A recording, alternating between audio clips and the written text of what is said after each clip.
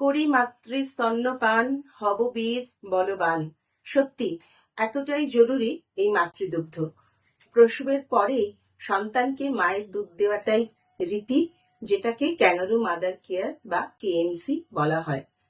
মায়ের দুধের প্রায় 90% জল, অতএব এটা সহজপাচ্য সেই শিশুর জন্য।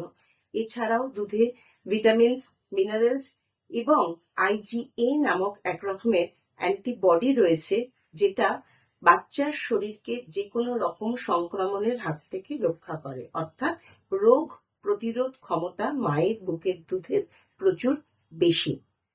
দুধ তৈরি হতে টাইম লাগে 3 দিন থেকে 5 দিন প্রসবের পরে। নর্মাল ডেলিভারির ক্ষেত্রে 3 দিনের মধ্যে দুধ এসে যায়।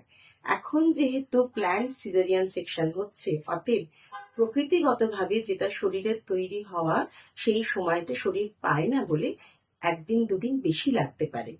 3 দিনের জায়গায় 5 দিন লাগতে পারে। কিন্তু এই সময়টায় আমার বাচ্চার দুধ হচ্ছে না, মায়ের দুধে বাচ্চার পেট ভরছে না, এইটা বলে ফর্মুলা ফিড দেওয়ার কোনো প্রয়োজন নেই।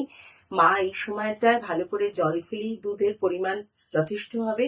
এবং তার সাথে এই সময় যে রেডিমেড দুধটা থাকে শরীরের মধ্যে, কলেস্ট্রাম বলে, যেটা গাঢ় হলুদ রঙের, সেই দুধটাও কিন্তু একই রকম ভাবে বাচ্চার জন্য উপকারী। 1 আগস্ট থেকে 7 আগস্ট ব্রেস্ট ফিডিং উইক চলছে।